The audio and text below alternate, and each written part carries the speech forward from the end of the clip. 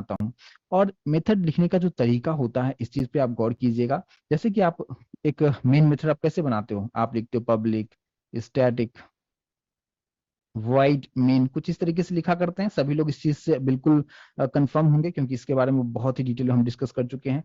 तो ये तो हमारे पास मेन मेथड है। और क्यों पब्लिक, क्यों स्टैटिक, क्यों वाइड मेन होता है, स्ट्रिंग आरजी से इसके अंदर लिखा जाता है, उसके बारे में हम डिस्कस कर चुके हैं। लेकिन जावा में जो बताया गया है कि आप, ये तो इनबिल्ट है, लेकिन आप खुद का भी मेथड आप बना सकते हो जिसको हम यूजर डिफाइंड मेथड कहते हैं। ठीक है, इसको क्या कहेंगे, ये तो पब्लिक स्टैटिक वाइड मेन जो है कि एक तरह से देखा जाए तो जेवीएम के अंदर में फिक्स कर दिया गया है कि आपको यही यूज करना है। लेकिन अगर आप चाहें कि आप खुद का मेथड आप बनाना चाहते हैं तो आप कुछ भी नाम दे सकते हैं उस पर्टिकुलर मेथड का। तो कैसे उसका हम यूज करेंगे उसके बारे में हम लोग डिस्कस करेंगे। देखिए, जैसे कि मैंने यहाँ पे लिखा है पब्लिक, लिखा है स्टैटिक को अब मैं यहाँ से निकाल दे रहा हूँ और सिंपल सा मैं कुछ इस तरीके से रखता हूँ, क्या, पब्लिक वॉइड, और मेन की जगह पे जो मेन इनबिल्ट है, लेकिन मैं खुद से कुछ भी यहाँ पे नाम हमने दे दिया, मान लो कि मेथड का नाम दे दिया मैंने हेलो, कुछ ऐसा हमने रखा। ठीक है, पब्लिक वॉइड और हेलो नाम का हमने एक फंक्शन बनाया। तो ये जो हेलो मैंने लिखा है ये क्या इनबिल्ट है? डेफिनेटली ये इनबिल्ट नहीं है, इसकी जगह पे आप कुछ भी नाम दे सकते हैं।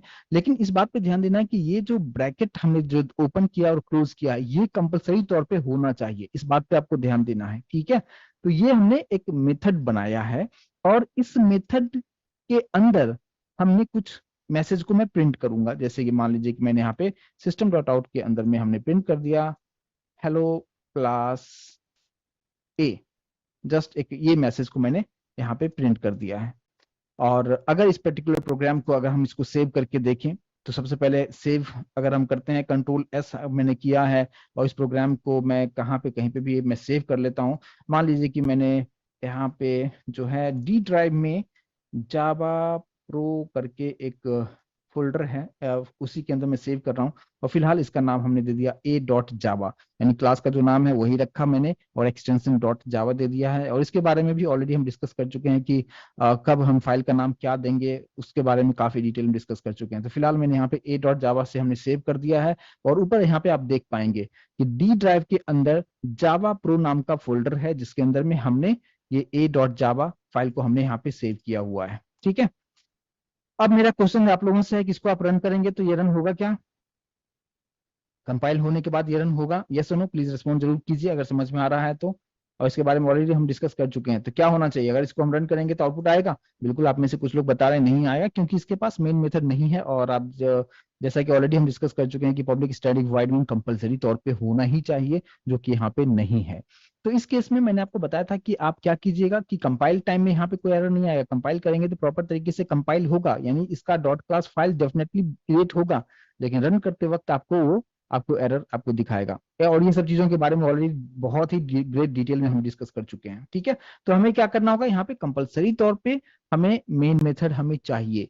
तो आप इसी लोकेशन पे आप रख सकते हैं, या मैं यहाँ पे मैं क्या कर रहा हूँ कि यहाँ पे फाइल, यहाँ पे न्यू ले लेता हूँ और यहाँ पे एक दूसरा यानी सेम इसमें मैं रखने की कोशिश करूंगा। आप मान लो कि इसका नाम मैंने दे दिया मैक, आप नाम कुछ भी दे सकते हैं, कुछ अलग नाम यहाँ पे दे दिया। और इसके पास हमने रखा क्या, पब्लिक स्टैटिक वॉइड मेन रखा, जहाँ पे हमारे पास यानी मेन मेथड हमने यहाँ पे रख दिया है। ठीक है, मेन मेथड को हमने यहाँ पे रखा है और अब यहाँ पे इसको हमने यहाँ पे सेव कर दिया है mac dot java, same location पे हमने इसको भी सेव कर दिया है। मीन्स मैक डॉट जावा भी सेम उसी लोकेशन पे है, प्लस हमारे पास जो ए हमने क्लास क्रिएट किया है ये भी उसी लोकेशन पे है।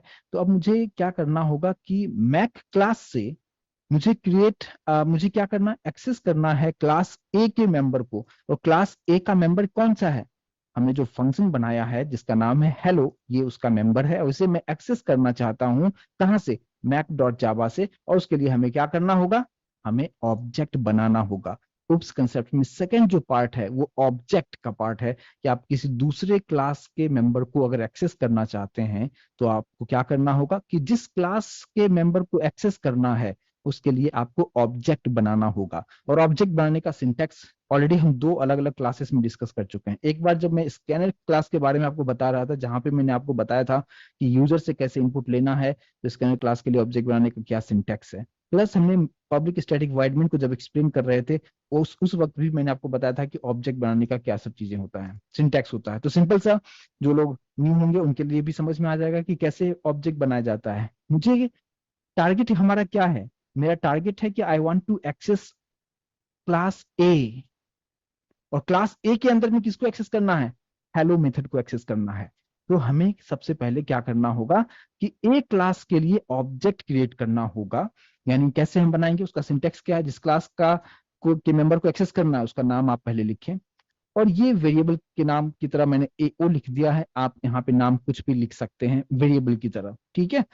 आपको इक्वल साइन देना है, न्यू कीवर्ड लिखना है जो कि इनबिल्ट है, और इससे मेमोरी एलोकेट होगा, ठीक है। क्या होगा, मेमोरी एलोकेशन होगा।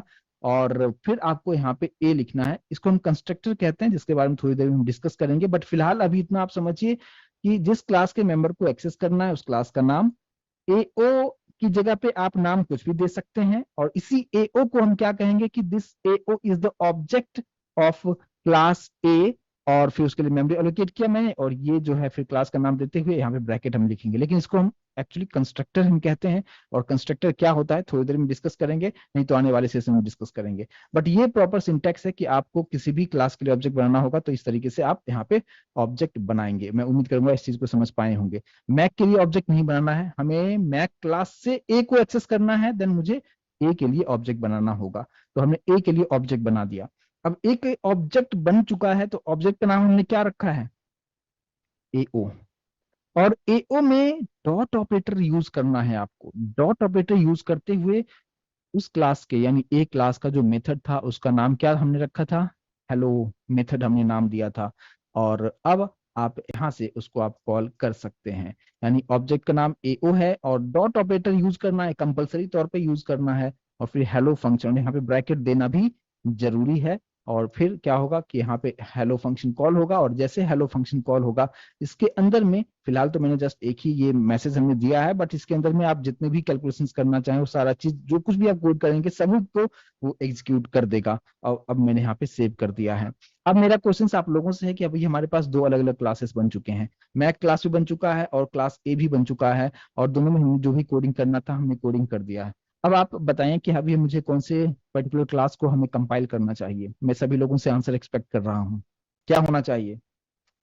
सभी लोग आंसर कीजिएगा, आइडल प्लीज मत बैठिए, आंसर आप देंगे तो भी आपको समझ में आएगा कि कितना आपने पीछे के चीजों को कितना आपने प्रैक्टिस किया हुआ है। चलिए ठीक है, मिला जुला आंसर आ रहा है। तो सबसे पहले तो हमने जो हमारा जो पर्टिकुलर फाइल है वो कहाँ पे रखा है, मैंने डी ड्राइव में जावा प्रो में रखा है। तो सबसे पहले हम लोग उस लोकेशन पे जाएंगे। सबसे पहले मैं कमांड प्रॉम्प्ट ओपन कर लेता हूँ, और यहाँ पे कमांड प्रॉम्प्ट को ओपन करने के बाद हमें जाना है कहाँ पे, डी ड्राइव में। तो लिखेंगे डी कोलन, हम डी ड्राइव में आ चुके हैं। डी ड्राइव के अंदर में हमने जाना है जावा प्रो में, हम जावा प्रो में आ चुके हैं, और अब मुझे यहाँ पे कंपाइल करना है, ठीक है। अब वहां पे कंपाइलेशन वाला जो फाइल है वो फाइल भी मैं यहाँ पे दिखाना चाहूंगा, जो कि है जावा प्रो। और अभी आप यहाँ पे अब देख पाएंगे कि दो पर्टिकुलर फाइल हमारे पास बन चुका है, यानी क्लास ए और क्लास मैक दोनों यहाँ पे रेडी है, जिसका एक्सटेंशन क्या है, जावा है, क्योंकि ऊपर सिंबल भी आपको जावा का सिंबल आप यहाँ पे देख पाएंगे। आई होप कि सभी लोग इस स्क्रीन को देख पा रहे होंगे, ठीक है। और ये हमारा क्या है, सीएमडी है, जहां से हम रन करेंगे। तो इस लोकेशन पे हम ऑलरेडी पहुंच चुके हैं, और जावा प्रो के लोकेशंस पे आ चुके हैं, जहां पे हमारे पास दो डॉट जावा फाइल बन चुका है, और इसको हम कंपाइल करेंगे। तो जावा सी, और हम लोग कंपाइल करेंगे मैक डॉट जावा को।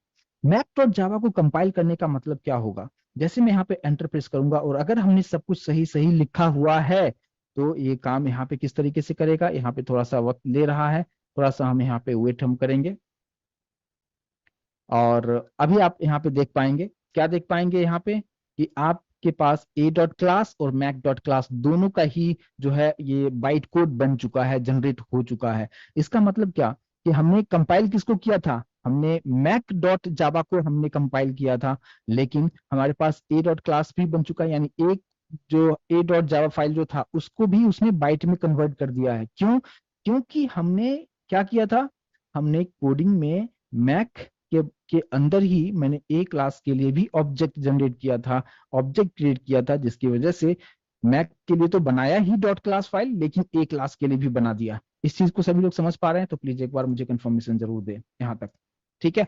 तो क्योंकि हमने सिर्फ मैक को कंपाइल किया, लेकिन दोनों ही क्लासेस के लिए बाइट कोड बन चुका है, तो ये चीज क्लियर हो गया होगा। और वापस से अब हम लोग आ जाते हैं कि इसको हम रन कैसे करेंगे। तो रन करने का कमांड क्या है, जावा और सिर्फ मैक देना है। आप में से कोई कोई मिस्टेक कर देते हैं, मैक डॉट जावा यहाँ पे भी लिख देते हैं, ऐसा मत कीजिएगा प्लीज।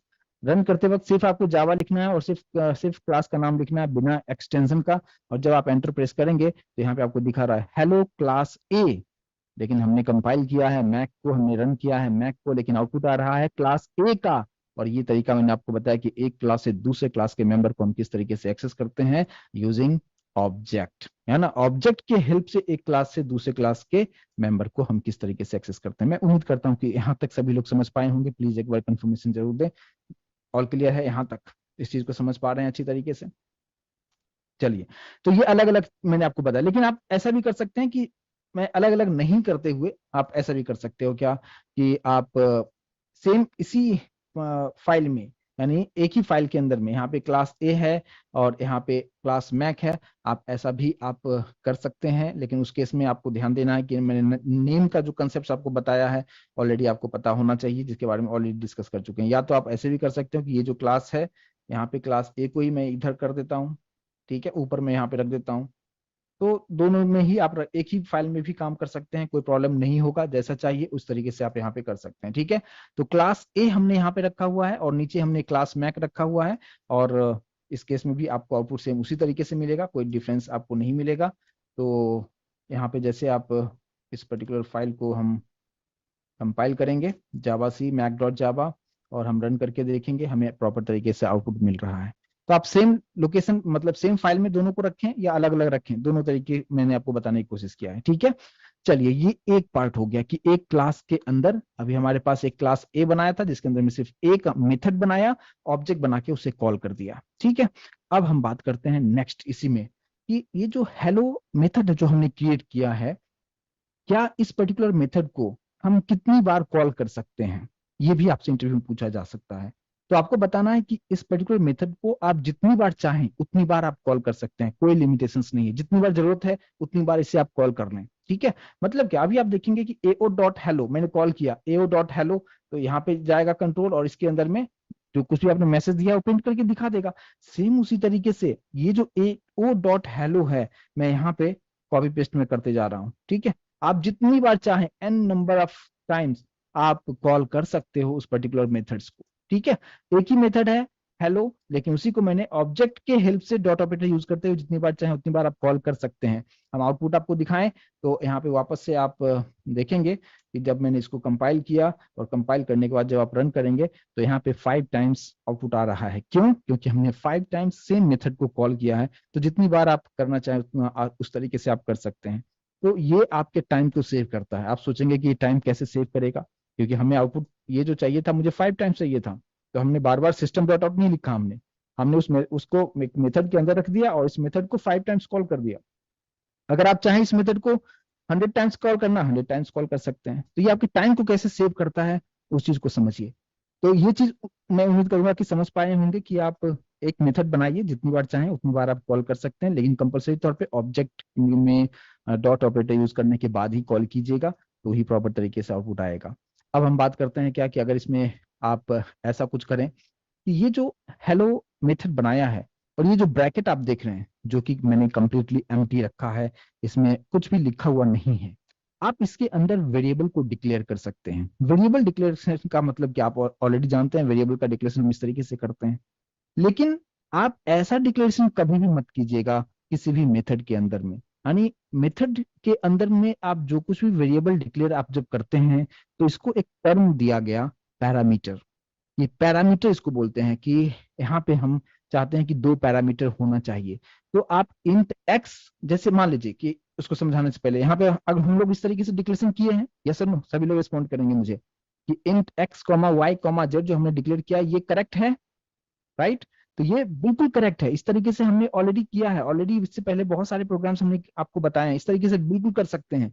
लेकिन जब कभी भी आप किसी मेथड के अंदर जो ब्रैकेट है उसके अंदर जब भी आप डिक्लेरेशन करेंगे, तो अगर आप इस तरीके से करेंगे तो वो वैलिड सिंटैक्स नहीं होगा। तो ये आपको डिफेंस भी आपसे पूछा जाता है कि ये जो वेरिएबल हो गया कौन सा हो गया, एक इंस्टेंस वेरिएबल हो गया। लेकिन जब भी हम किसी फंक्शन के अंदर या मेथड के अंदर ब्रैकेट के अंदर जब भी वेरिएबल डिक्लेयर करेंगे तो वो सेपरेट सेपरेट होना चाहिए, ऐसा int x comma int y comma int z, इस तरीके से आपको डिक्लेरेशन करना होता है। मैं उम्मीद करता हूं कि इस दोनों चीजों को समझ पाए होंगे कि आप इंस्टेंस वेरिएबल को डिक्लेरेशन, इससे कॉमन डिक्लेरेशन चल सकता है, इंट लिखते हुए x comma y comma z कर सकते हैं, लेकिन आप किसी भी मेथड के अंदर जब भी करेंगे तो सेपरेट सेपरेट डिक्लेरेशन करना होगा। ये चीज क्लियर है? प्लीज कंफर्म करें। ठीक है, तो सपोज मैंने यहाँ पे जस्ट हमने 2 रखा, इसको जस्ट मैं समझाने के लिए रखा था, फिलहाल मैं यहाँ से इसको निकाल दिया है। और हेलो मेथड के पास आपसे पूछा जाएगा कि कितने पैरामीटर्स आपने दिए हैं। हमने यहाँ पे सिर्फ 2 पैरामीटर रखा है, int x comma int y हमने यहाँ पे दिया हुआ है। ठीक है, अब ये जो पैरामीटर है इसका यूज, इसका लिमिटेशन है, इसका लिमिटेशन क्या है कि इसका यूज कहाँ पे कर सकते हैं, सिर्फ इसी फंक्शन के अंदर कर सकते हैं। जैसे कि मान लीजिए कि मैंने एक नॉर्मल से वेरिएबल डिक्लेयर कर लिया, लोकल वेरिएबल ले लिया जेड, और जेड के अंदर मैंने रखा एक्स प्लस वाई, तो ये जो एक्स प्लस वाई है, यही वाला एक्स प्लस वाई है, इसी का यूज मैंने कर लिया है और दोनों को ऐड करते हुए मैंने जेड में स्टोर कर दिया। और फिर मैं यहाँ पे मैं प्रिंट करना चाहूंगा, मैंने सिंपल सा लिख दिया कि सम इज, यानी दोनों का एडिशन में कर रहा हूँ और उसको जेड में स्टोर किया और जेड को मैंने यहाँ पे प्रिंट भी हमने यहाँ पे कर दिया है, सिंपल सा। ठीक है, तो हेलो मेथड बनाया, 2 पैरामीटर रखा, दोनों को ऐड करते हुए मैंने एक जेड वेरिएबल में स्टोर कर दिया और उसको प्रिंट कर दिया है। अब इस बात पे ध्यान देना है कि अब हम यहाँ पे सिर्फ पहले एक ही रखते हैं, एक ही बार हम कॉल करेंगे।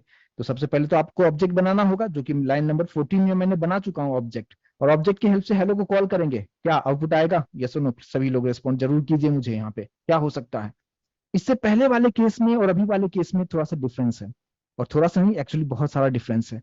पहले क्या होता था कि ये जो हेलो हमने मेथड बनाया था, ब्रैकेट के अंदर कुछ भी नहीं था, एम्प्टी था, इसलिए हमने जब कॉल किया था तो यहाँ पे भी हमने एम्प्टी रखा हुआ था, कुछ कुछ भी वैल्यू पास नहीं किए थे। लेकिन इस बार हमारे पास में क्या है कि यहाँ पे 2 वेरिएबल्स हमने डिक्लेयर किए हैं, इसका मतलब you have to pass 2 values from here. Line number 15 से आपको 2 वैल्यू पास करना होगा, और इसका डेटा टाइप देखते हुए कि आपने यहाँ पे इसका जो डेटा टाइप है वो क्या रखे हो, इंटीजर में, दोनों ही वैल्यू इंटीजर में है। तो आप यहाँ पे क्या करेंगे, यहाँ पे कुछ इस तरीके से 10,20 आप लिखेंगे, यानी जो भी आपको वैल्यू देना होगा। जस्ट मैं फॉर एग्जांपल हम जस्ट 10,20 दे दिया, आप कुछ भी दे सकते हैं। तो ये जो 10 है ये किसको असाइन होगा, ये पहला जो पैरामीटर है एक्स, उसको असाइन हो जाएगा। फिर ये जो 20 है ये दूसरा जो पैरामीटर है y, उसको असाइन हो जाएगा। और फिर x और y के पास वैल्यू आ चुका है, दोनों का एडिशन होगा, वो z में स्टोर करेगा और फिर यहाँ पे z की वैल्यू को प्रिंट कर देगा। सिंपल सी चीजें हैं, समझ में आया होगा। तो यहाँ पे आपको इतना समझना है कि यहाँ पे जो भी मेथड आप बनाएंगे उसके अंदर में कितना पैरामीटर है, उतना ही वैल्यू कंपलसरी तौर पे पास करना है। मिसमैच्ड होगा, आपको एक्सपेक्टेड आउटपुट आपको देखने को नहीं मिलेगा। ठीक है, अब हम यहाँ पे सेव करते हैं। अब अगर हम इसे रन करेंगे तो क्या होगा, हेलो फंक्शन कॉल होगा, और हेलो फंक्शन कॉल होगा, ये वैल्यू लेते हुए सारा कैलकुलेशंस करके दिखा देगा। और मैं अभी आपको आउटपुट भी आपको यहाँ पे दिखाते हैं। सबसे पहले इसको कंपाइल कीजिएगा, कंपाइल करने के बाद देखेंगे सब कुछ ओके है। जब हम रन करेंगे तो आउटपुट आपको मिलेगा सम इज 30, और कोई प्रॉब्लम नहीं आ रहा है। और एडिशन आपको प्रॉपर तरीके से 2 वैल्यू जो हमने दिया था उसका एडिशन परफॉर्म करके आपको प्रॉपर तरीके से दिखा रहा है। अब ये काम आपका कितना आसान करता है इसको समझिए। आप चाहते हैं कि 10-20 हमने दे दिया, अब मैं चाहता हूं कि कुछ और भी वैल्यू में देना चाहता हूं, और मैं बार बार इसे कॉल भी करना चाहता हूं। मैं इसी को कॉपी करते हुए मैंने कुछ इस तरीके से मैंने कर दिया, और हमने कुछ यहाँ से वैल्यू हमने देते जा रहा हूँ, डिफरेंट वैल्यू में दे रहा हूँ। तो इसका फ्लो ऑफ एग्जीक्यूशन किस तरीके से होगा इसको समझिए आप। पहले क्या होगा, लाइन नंबर 15 में ये हेलो मेथड को कॉल किया तो यहाँ पे 101 एंड 20 यहाँ पे आएगा। इसके अंदर में जो भी चीजें हैं कैलकुलेशन करके आपको आउटपुट प्रिंट करके दिखा दिया। फिर से लाइन नंबर 16 फिर कॉल होगा, फिर ऊपर आएगा यहाँ पे, इसके अंदर कैलकुलेशन है, करेगा और दे देगा। यानी आप एक फॉर्मूला सेट कर दिए हो आप हेलो मेथड के अंदर में, और मेन से उसी मेथड को कॉल कर रहे हो with the help of different different value से आप उसे कॉल कर रहे हैं। अब अगर आप यहाँ पे देखेंगे, जब कंपाइल करके आप रन करेंगे, आप बताइए आपका काम आसान किया या नहीं किया। तो ये होता है ऑब्जेक्ट ओरिएंटेड प्रोग्रामिंग का एडवांटेज, कि जो काम हम सिर्फ एक क्लास लिखा करते थे उसी में कोडिंग किया करते थे, यहाँ पे आप देख सकते हैं कि वो कितना काम आसान कर रहा है, कि आप मेथड इस तरीके से दे दिया कि आप बनाइए एक फॉर्मूला की तरह और बार बार आप अलग अलग वैल्यू देते जाइए, ऑटोमेटिक कैलकुलेशंस वो करता जाएगा, और इस तरीके से ये आपके टाइम सेव करता है। ये होता है ऑब्जेक्ट ओरिएंटेड प्रोग्रामिंग का कंसेप्ट, राइट। तो यहाँ पे दो पार्ट में उम्मीद करता हूँ समझ में आया होगा। एक तो क्लास आप ऑलरेडी समझते हैं कि क्या है, हमने मेथड बनाया और उसको हम किस तरीके से हम कॉल करेंगे। मेथड के अंदर पैरामीटर नहीं होगा, फिर पैरामीटर होगा, किस तरीके से कॉल करेंगे, एक ही मेथड को जितनी बार चाहें उतनी बार हम कॉल भी कर सकते हैं। फिर क्वेश्चन आता है कि आप क्या एक क्लास के अंदर सिर्फ एक ही मेथड रख सकते हैं? तो नहीं, आप जितना चाहें उतना आप मेथड आप रख सकते हैं। ये कंप्लीटली आपका चॉइस है, आपका रिक्वायरमेंट पे डिपेंड करता है कि आप जो प्रोजेक्ट पे काम कर रहे हैं कितने मेथड्स की जरूरत है, और जितना चाहें जो मर्जी नाम दे दीजिए, आप ले सकते हैं। तो मैं इसी को कॉपी करते हुए थोड़ा सा टाइम सेव करूंगा और इसी मेथड को मैंने नीचे रख दिया, एक और मैंने नीचे रख दिया। हमने 3 मेथड बना दिया। इस बात पे ध्यान दीजिएगा कि नाम अलग अलग रखें मेथड का, लेकिन आने वाले सेशन में हम आपको ये भी बताएंगे कि नाम हम सेम नाम का भी मेथड हम रख सकते हैं, लेकिन फिलहाल हम यहाँ पे अलग अलग नाम रखते हैं ताकि कंफ्यूजन ना हो।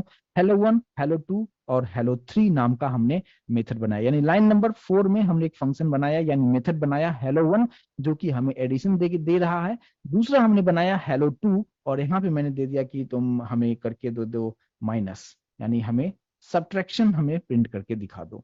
तीसरा जो हमने मेथड बनाया, मैं चाहता हूं कि हमें चाहिए मल्टीप्लीकेशन, हमें चाहिए मल्टीप्लीकेशन, ठीक है।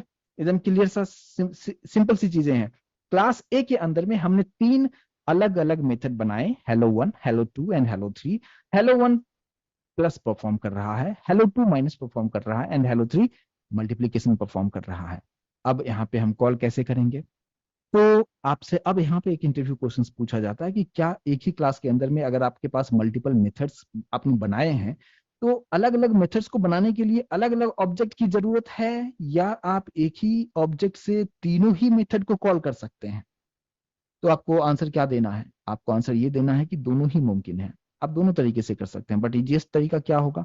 अगर एक ही क्लास के अंदर में है, एक ही क्लास के अंदर में, तो एक ही ऑब्जेक्ट बनाओ इसके लिए और उसी ऑब्जेक्ट से hello1 को कॉल कर लो, hello2 को कॉल कर लो एंड hello3 को भी कॉल कर सकते हैं आप, ठीक है। तो हम क्या करेंगे, दोनों तरीके से कर सकते हैं, लेकिन सबसे बेस्ट है कि आप उतना मेहनत क्यों करेंगे जब ये चीज मुमकिन है। तो हमने यहाँ पे क्या किया, hello2 और hello3, और बाकी दोनों को यहाँ से इरेज कर देता हूँ। तो हमने ऑब्जेक्ट कितना बनाया, लाइन नंबर 24 में जस्ट हमने एक ऑब्जेक्ट बनाया जिसका नाम है AO, और इसी AO के हेल्प से hello1 को भी कॉल किया, 2 को भी कॉल किया एंड hello3 को भी कॉल कर दिया है, ठीक है। और अब यहाँ पे हमें क्या करना होगा, जस्ट हम रन करके देखते हैं आउटपुट हमें आ रहा है कि नहीं आ रहा है प्रॉपर तरीके से। तो यहाँ पे हमने जो वैल्यू दिया हुआ है उसी वैल्यू का हमें देख सकते हो आप, सम, सब्ट्रैक्शन एंड मल्टीप्लीकेशन तीनों ही परफॉर्म कर रहा है। तो आप एक क्लास के अंदर में जितना चाहें उतना मेथड आप बना सकते हैं, और लेकिन ऑब्जेक्ट बना के उसको आप कॉल करना होगा कंपलसरी तौर पे।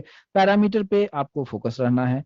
और अब यहाँ पे आप में से कोई पूछ रहे हैं कि अगर मुझे यूजर से इनपुट लेना होगा तो कैसे किया जाएगा। ये बहुत अच्छा क्वेश्चन पूछा, और ये मैं बताने ही वाला था अभी, लेकिन फिर भी देखिए कैसे होगा। ये तो हमने एक खुद से एक वैल्यू दे दिया और इसी का कैलकुलेशन हो रहा है, लेकिन हमें यूजर से इनपुट लेते हुए और 2 इनपुट लेना है, और उसी नंबर का एडिशन, सब्ट्रैक्शन एंड मल्टीप्लीकेशन भी हमें परफॉर्म करना हो तो कैसे करेंगे, आप अच्छी तरीके से जानते हैं। जब भी मुझे यूजर से इनपुट लेना होता है तो हमें कुछ इंपोर्ट करना होता है, और इसके बारे में हम डिस्कस नहीं करेंगे, ठीक है, जो अभी मैं लिख रहा हूँ java.util.scanner। और फिर हमें एक ऑब्जेक्ट बनाना होगा। ऑब्जेक्ट हमें कौन से क्लास में बनाना चाहिए, हमेशा हम प्रेफर कीजिए आप जो है मेन क्लास में बनाएं स्कैनर के लिए ऑब्जेक्ट, और यहाँ पे क्या लिखते हैं, ब्रैकेट में क्या लिखते हैं, system.in लिखते हैं, ठीक है।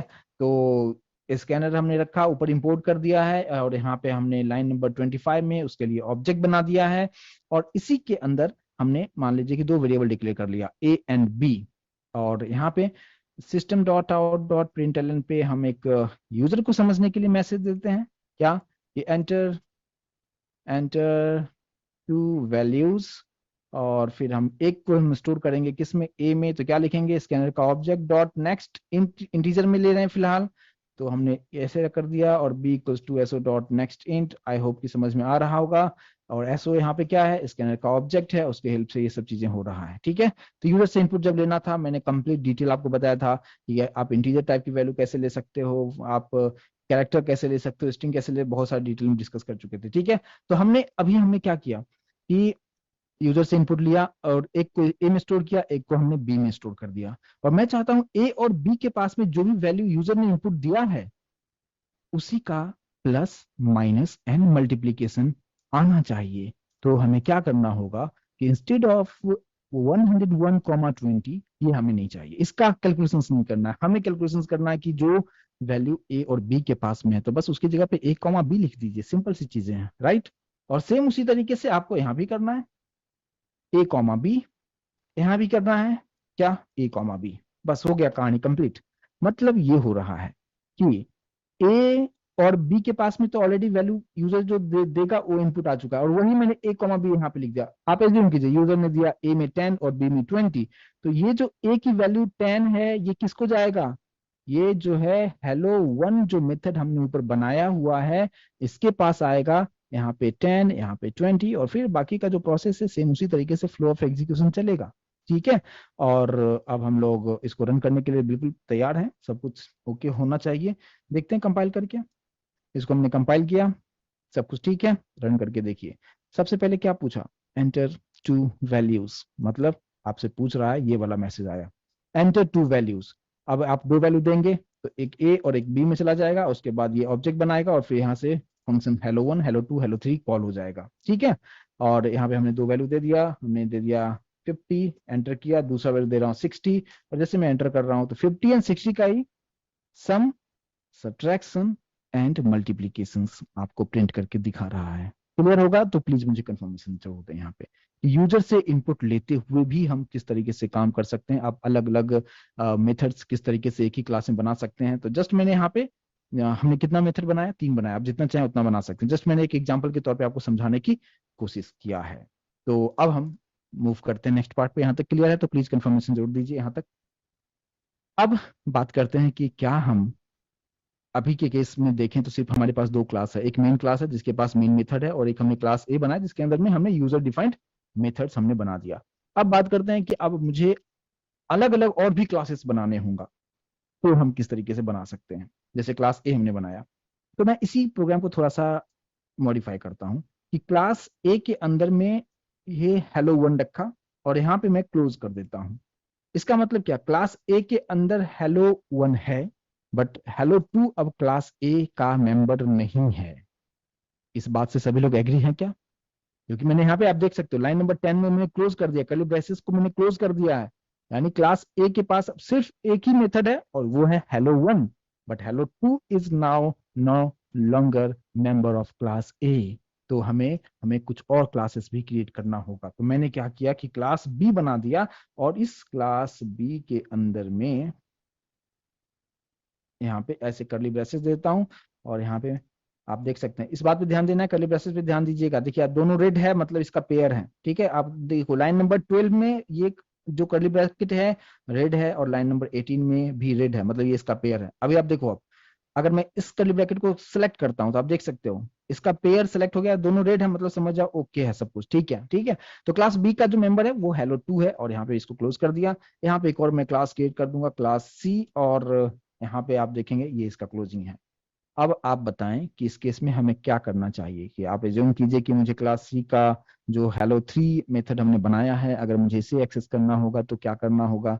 तो ऑलरेडी हम डिस्कस कर चुके हैं कि किसी भी क्लास के मेंबर को एक्सेस करना होगा तो हमें ऑब्जेक्ट बनाना होगा।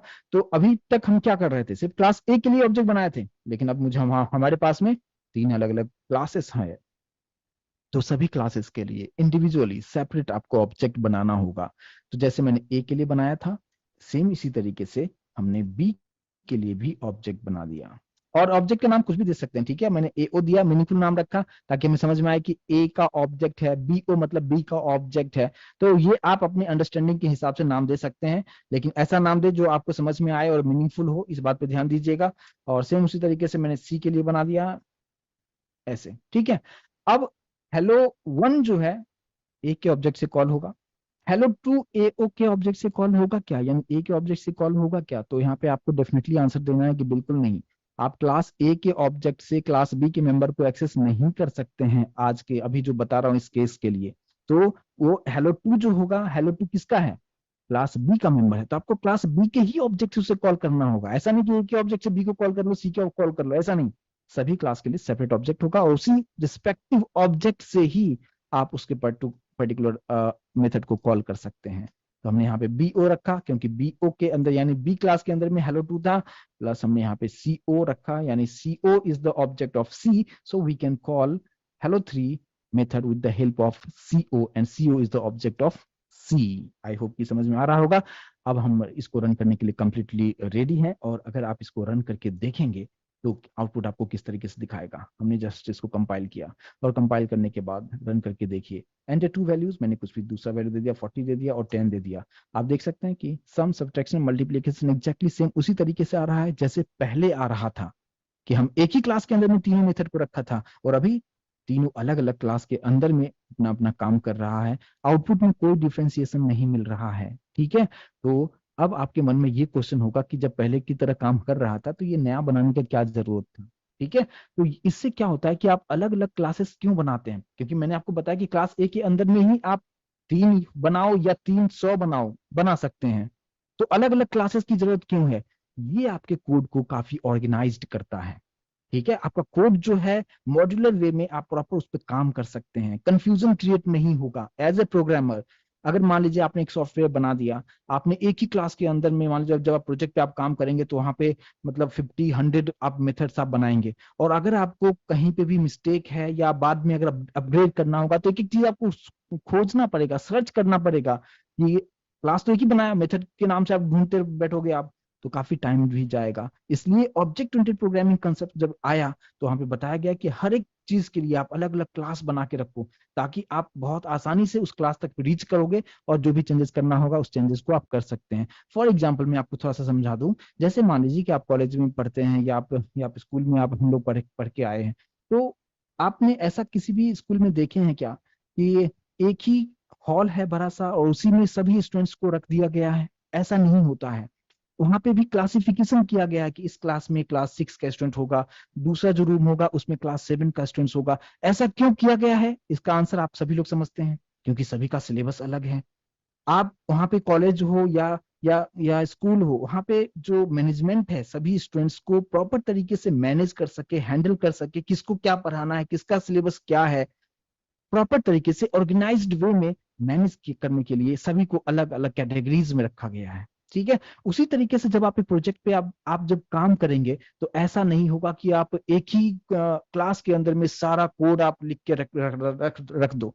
ऐसा बिल्कुल भी आप मत कीजिएगा। ठीक है, जैसे कि मान लीजिए कि आप एक बैंकिंग से रिलेटेड एक सॉफ्टवेयर आप बना रहे हैं और वहां पे जो है आप एक ही क्लास के अंदर में आप अकाउंट डिपार्टमेंट को रख रहे हो, एचआर डिपार्टमेंट वाला जो काम है उसी में आप सब कोडिंग कर रहे हो। कोड तो काम करेगा, अभी मैंने वही एक छोटे से एग्जांपल से आपको समझाने की कोशिश किया कि एक क्लास के अंदर में 3 मेथड रखा और फिर मैंने तीनों को अलग अलग रख दिया, आउटपुट सेम आ रहा है। लेकिन इस केस में अलग अलग क्लासेस जब मैंने रखा है तो यहाँ पे काफी ऑर्गेनाइज्ड वे में है, और इसको अगर अलग अलग फाइल में यहाँ पे रख दो तो और भी ज्यादा ऑर्गेनाइज्ड वे में रहेगा।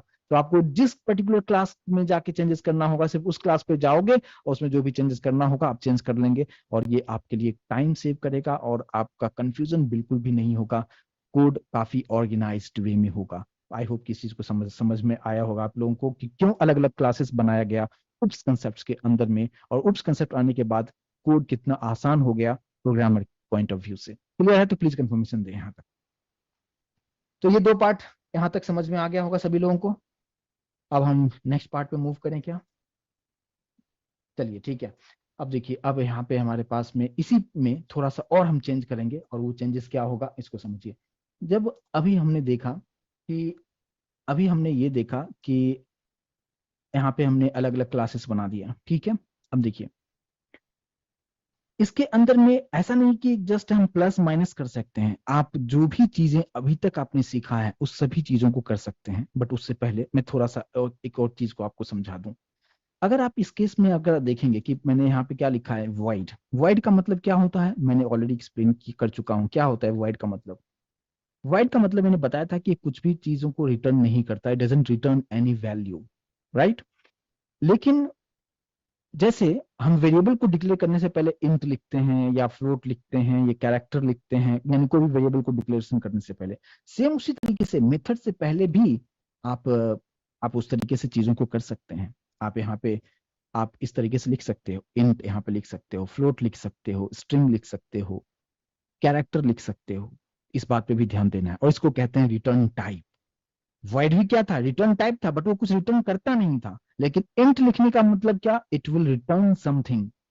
अब क्या समथिंग मीन्स क्या रिटर्न करेगा, इंटीजर में ही कोई वैल्यू को रिटर्न करेगा, क्योंकि ये आप पे डिपेंड करता है कि आप क्या यहाँ पे रिटर्न टाइप आप देंगे। ये चीज क्लियर होगा कि अगर int x comma int y लिखा तो दोनों का कैलकुलेशन होने के बाद वो किस कौन से डेटा टाइप में वैल्यू को रिटर्न करेगा। मान लो 10+20 लिखा, तो 10+20 30 होता है, 30 भी एक इंटीजर टाइप की वैल्यू है। तो आप यहाँ पे ये दे सकते हो कि इंट लिख सकते हो, लेकिन इस बात पे ध्यान देना है कि जब भी वाइड नहीं हो, वाइड के अलावा आप इंट फ्लोट डबल जो भी आप लिखना चाहे लिख सकते हैं। जब भी आप वो लिखेंगे तो इस बात पर ध्यान देना है कि इसमें कंपलसरी तौर पे रिटर्न कीवर्ड आपको लिखना है, जो कि इनबिल्ट कीवर्ड होता है। अब देखिए यहाँ पे ये जो मैंने x+y करके मैंने जो जेड में स्टोर किया था, अब मैं जेड को यहाँ से निकाल दे रहा हूँ और मैं जस्ट यहाँ पे लिख दिया क्या, रिटर्न, ऐसे कि रिटर्न x+y। और ये जो पार्ट लिखा है इसको मैं यहाँ से इरेज कर दे रहा हूँ। यहाँ पे क्या लिखा मैंने, हेलो वन। इससे पहले void की जगह पे मैंने क्या लिखा, इंट लिखा। और ये मुमकिन है, इसको हम क्या कहेंगे, रिटर्न टाइप। इसका मतलब क्या, ये कुछ वैल्यू को रिटर्न करेगा। किसको रिटर्न करेगा, मैंने बोला कि x+y का जो भी एडिशन होगा उसको रिटर्न करो। कब, जब ये फंक्शन को कॉल किया जाएगा, इस मेथड को जब कॉल किया जाएगा, ये x+y को रिटर्न करेगा। तो ये चीज क्लियर है यहाँ तक, प्लीज मुझे कंफर्म करें। लेकिन अब बात ये है कि इसको कॉल करेंगे तो क्या मुझे आउटपुट देखने को मिलेगा या नहीं मिलेगा। तो हम लोग वापस से आते हैं और अभी एक ही क्लास रखता हूँ ताकि कंफ्यूजन आपको ना हो। और ये सभी चीजों को मैं फिलहाल यहाँ से निकाल देता हूँ। और अभी मैं यूजर से भी इनपुट नहीं लूंगा ताकि आप इस पर्टिकुलर कंसेप्ट को प्रॉपर तरीके से आप समझ पाए। ठीक है, अभी सारा चीज को मैं सिंपल करके रखता हूँ कुछ इस तरीके से।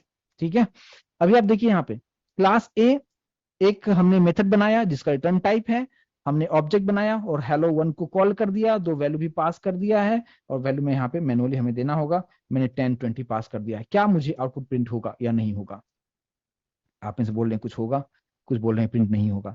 देखिए अभी अगर आप देखेंगे कि जो 10-20 है ये कहाँ पे जाएगा, यहाँ पे एक्स वाई के पास आएगा और दोनों का एडिशन होगा। क्या आउटपुट मिलेगा या नहीं मिलेगा, प्लीज रिस्पॉन्स जरूर कीजिए मुझे। कुछ लोग बता रहे हैं मिलेगा, कुछ लोग बता रहे हैं नहीं मिलेगा। चलिए देखिए अभी जब इसको हम कंपाइल करेंगे, कंपाइल करने के बाद कोई प्रॉब्लम नहीं है और जब हम रन करेंगे तो यहाँ पे कुछ भी रिजल्ट नहीं आ रहा है, मतलब आउटपुट हमें प्रिंट करके नहीं दिखा रहा है। इसका रीजन क्या है, इसका बस एकमात्र रीजन है कि ये जो ब्लैक स्क्रीन आप जो देख पा रहे हैं, इस पे जो कुछ भी मैसेज आता है वो किसकी वजह से आता है, system.out.println की वजह से मैसेज आता है। लेकिन इस पर्टिकुलर फाइल में कहीं पे भी मैंने सिस्टम डॉट आउट लिखा है क्या, जस्ट मैंने यहाँ पे लिखा है रिटर्न x+y। बट हमने ये नहीं बताया कि सिस्टम डॉट आउट लिखो तो ही आएगा ना, क्योंकि यहाँ पे हमने सिस्टम डॉट आउट लिखेंगे तो ही इस पे मैसेज जो कुछ भी यहाँ पे आप जो प्रिंट हो गया हमें दिखा रहा है वो सिस्टम डॉट आउट में लिखा गया था। लेकिन यहाँ पे सिस्टम डॉट आउट हमने लिखा ही नहीं है तो हमें आउटपुट नहीं दे रहा है। लेकिन क्या आपके प्रोग्राम में एरर है, बिल्कुल एरर नहीं है। तो हमें क्या करना होगा, इसको सही कैसे करेंगे, तो देखिए यहाँ पे बहुत बारीकी से ध्यान दीजिएगा। हमने इस मेथड को कॉल किया, ये ऊपर गया, कैलकुलेशन तो हो गया, प्रिंट नहीं कर रहा है। मैंने क्या किया कि ये जो पर्टिकुलर पार्ट है इसी को मैं ऐसे कर देता हूं, system.out.println, और यहाँ पे डबल कोट के अंदर मैंने मैसेज दे दिया सम इज, और कॉन्केट करते हुए कुछ ऐसे कर दिया। अब क्या होगा कि आप मेथड को कॉल कर रहे हो, साथ साथ आप प्रिंट स्टेटमेंट भी उसको दे रहे हो कि ये मेथड कॉल करो, और कॉल करने के बाद जो भी वैल्यू रिटर्न करता है उसको हम प्रिंट भी करवाएंगे। ठीक है, अब मैंने इसको सेव कर लिया है। इस चीज को सभी लोग समझ में आया क्या, प्लीज मुझे कंफर्म करें कि जो पहले मेथड को कॉल करते थे बस उसी को मैंने सिस्टम डॉट आउट के अंदर मैंने रख दिया है, बस इतना सा मैंने किया है। और अब अगर आप यहाँ पे इसको कंपाइल कीजिए और कंपाइल करने के बाद जब आप रन करेंगे सम इज 30 प्रॉपर तरीके से दिखा रहा है। और ये इंटरव्यू में आपसे पूछा जा सकता है कि ये किस तरीके से हो रहा है, जब आप रिटर्न लिखते हैं और प्रिंट कैसे करेंगे तो होगा नहीं। तो आप क्या कीजिएगा, डायरेक्टली इसी को आप प्रिंट कर लीजिए कुछ इस तरीके से, यानी जो मेथड को कॉल करते हो ना उसी को आप सिस्टम डॉट आउट में रख दीजिए, प्रॉपर तरीके से आउटपुट आपको दिखाएगा। ठीक है, जैसे मान लीजिए कि मैंने यहाँ पे रख दिया क्या, स्ट्रिंग रख दिया। ठीक है, स्ट्रिंग रख दिया और यहाँ पे मैंने एक स्ट्रिंग में हमने रख दिया नेम, और मैंने यहाँ पे रिटर्न कर दिया, नेम को रिटर्न कर दिया। ठीक है, अब क्या होगा, इसे कॉल करना होगा, हेलो वन को कॉल करना होगा। हेलो वन यहाँ पे कॉल हो रहा है, लेकिन मैंने यहाँ पे क्या रख दिया, मैंने कोई नाम पास कर दे रहा हूँ। डबल कोट में, स्ट्रिंग को डबल कोट में रखा जाता है, मैंने यहाँ पे पास कर दिया कुमार। तो ये जो कुमार है, ये आएगा नेम में, रिटर्न करेगा नेम, लेकिन हमने सिस्टम डॉट आउट यहीं से पास किया हुआ है, तो जस्ट मैंने ऐसे लिख देता हूँ यहाँ पे, योर नेम इज। ठीक है, और अब आप यहाँ पे इसको कंपाइल कीजिए और रन कीजिए। Your name is Kumar. समझ में आ रहा है क्या? प्लीज मुझे कंफर्म करें कि रिटर्न टाइप का क्या कंसेप्ट है यहाँ पे, कि किसी भी मेथड से पहले आप सिर्फ वाइड ही नहीं लिख सकते हैं, आप उसके अलावा जो आपके पास प्रिमिटिव डेटा टाइप है, इवन नॉन प्रिमिटिव का भी पार्ट हम आगे बताएंगे कि क्लास का भी नाम हम करते हैं, तो उसका किस तरीके से हम यूज किया जा सकता है। अगर यहाँ तक क्लियर तरीके समझ में आया है तो प्लीज मुझे कंफर्मेशन जरूर दें कि दोनों ही तरीके से मैंने आपको बताने की कोशिश किया कि रिटर्न टाइप का क्या कंसेप्ट होता है। ठीक है, तो पब्लिक आप मतलब आप समझते हैं, ये रिटर्न टाइप हो गया, मेथड का नाम हो गया, इसको पैरामीटर कहते हैं। लेकिन आपसे इंटरव्यू में पूछा जाता है कि ये जो वैल्यू पास करते हैं इसको क्या कहते हैं। ठीक है, तो ये जो आप यहाँ पे जो वेरिएबल को डिक्लेयर करते हैं इसको पैरामीटर कहते हैं, यहाँ से जो वैल्यू पास करते हैं उसको आर्गुमेंट कहते हैं। ठीक है, तो ये होता है पैरामीटर।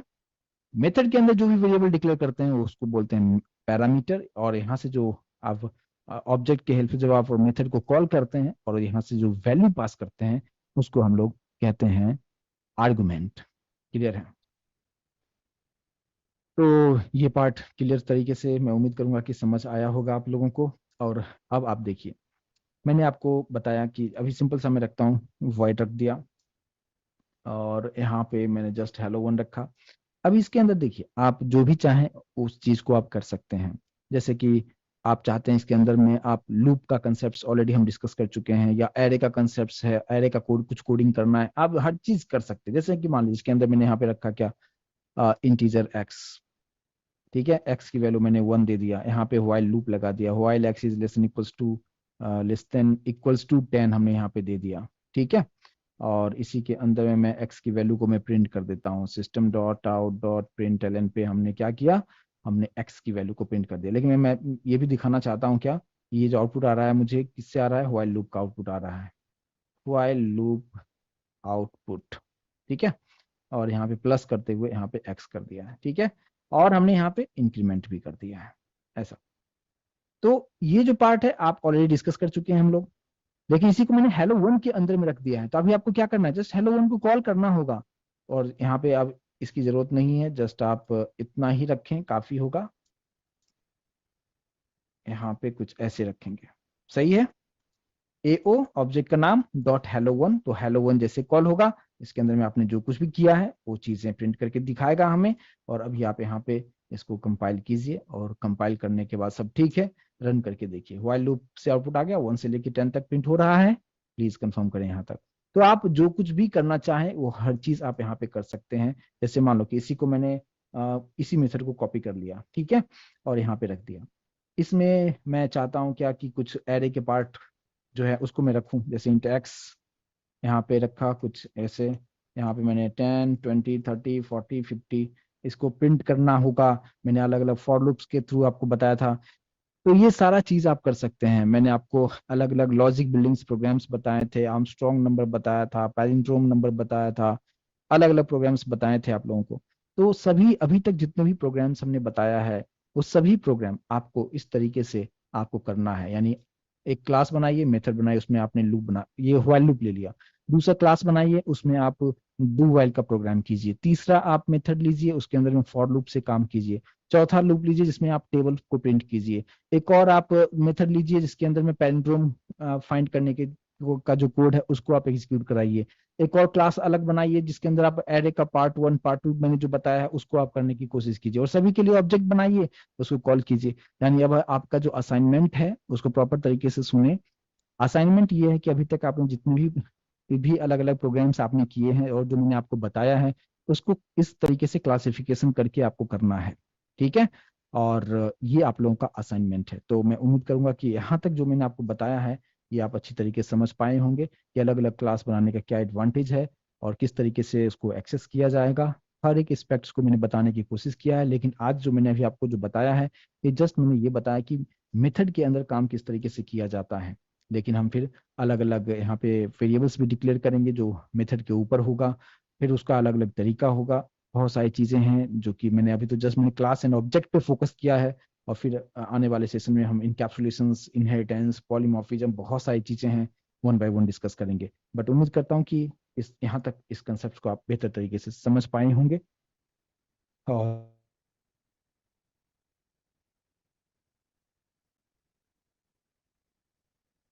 क्लियर है तो बस आज तक रखते हैं, फिर मिलते हैं हम लोग कल के सेशन में, आगे का पार्ट डिस्कस करेंगे। और क्लियर है, किसी को पूछना है? All done.